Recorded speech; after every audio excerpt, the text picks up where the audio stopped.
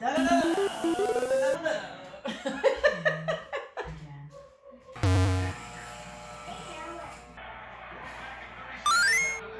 friend, welcome to 2021, and as you can see at the beginning of the video, I have a haircut with one of my host mom, and this hat is just to cover that. Now I'm at Moses Lake. As you can see, that is Moses Lake. I'm currently staying here about 5 days until my flight back to my college. I'll show you guys like the trip I made from Western Washington to Eastern Washington, and we're gonna be stopped by Snoqualmie Pass. If you look at the Washington state map, you can see a huge mountain range divided the state into two halves. So Snoqualmie Pass is essentially a pass that connects the two sides of the state. It is not the only pass, but it's the major one. It's like you're gonna see the Fall and then Leavenworth, and Leavenworth is actually a very Bavarian, Germanic influenced town. So you can see a lot of architecture like inspired by German immigrant. And let's see.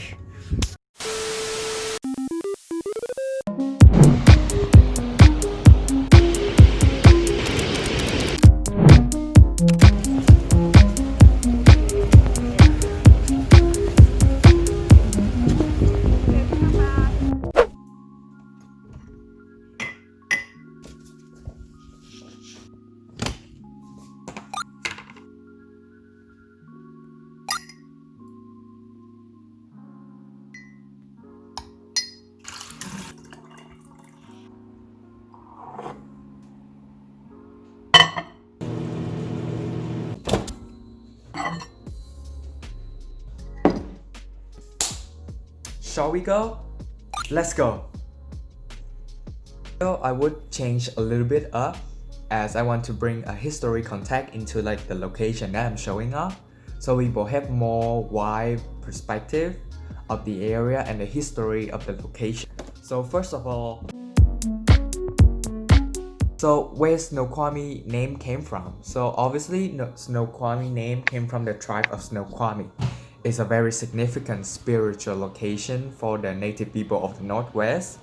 They used to be at the trading place for the people around the area.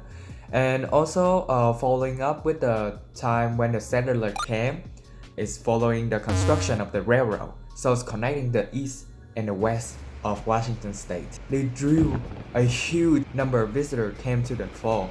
So it's make like a very great attraction for the location. And following up, because of the power of the water, they construct a hydro power station. And following that is the Northside Hotel built. So as you can see right here, this is the Silas Hotel. So it's have been here for like a really long time, as I can see from the black and white photos. Next. So by the early century, the town economy was based on logging. So basically everything related with timber. So following up, the lumber mill closed. So the population and economy deflated. So they collaborate with University of Washington to think up the best solution to bring visitors to the town. So they brought up the idea of creating a theme for the town, as they take example from a town in California named Slovan. They heavily based on Danish theme, so you have like a lot of Danish architecture and the souvenir shop. So Leavenworth Bavaria because of the mountain around, which remind them of the Alps, at least according to the tourism website. So it's obviously a fake town. This town is not created by the immigrant from Germany, as I said at the beginning of the video. That's my fault, I'm really sorry about that. But at first I would think it's kind of like a fake town that usually you see in Asian country. Like in China, they build up like a fake Paris town, but it's not. A town that created by the Bavarian architecture, very authentic for me.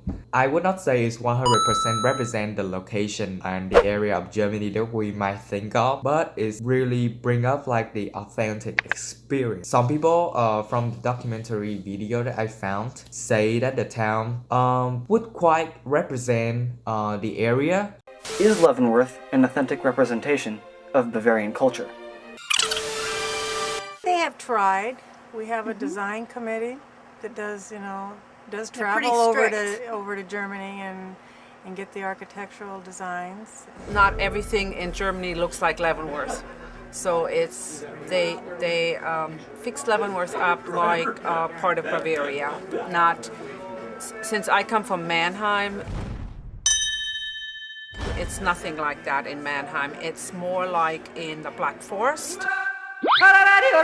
So, but it's still a great idea since a lot of town in America, as I can see, they mostly, like for example, the town that I was studying in Oregon, the population decreased a lot because of how the lumber mill closed. So this is such a great idea to bring like the visitor to like the location and help the people of the town.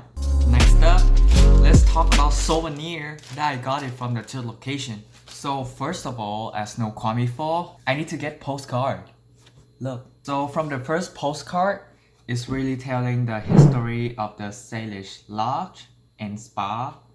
And then they tell like from here saying Snoqualmie Fall located on the foothill of Cascade Mountain, timber 268 feet over granite cliff into a 65-foot basin of Snoqualmie River.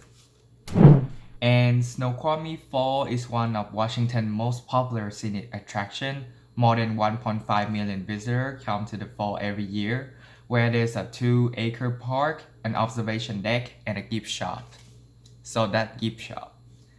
Overlooking Snoqualmie Fall is the historic Salish Lodge and Spa. The original building of the site was erected in 1916 as a small inn and restaurant for travelers to the fall. The structure was later complete in remote and reopened in 1988 as the 87-room Salish Lodge and Spa, the dining room as well as throughout Pacific Northwest for its famous multi-course country breakfast. And the next up is a very tacky postcard of the Snoqualmie Fall. Next up is the precious 1-cent coin that I got it from the hat shop in Leavenworth. And next we got a decal from Leavenworth. From here, like you can really see the architecture of the location. Very Bavarian, Germanic architecture styling. Usually you would see like the European architecture, like the old one.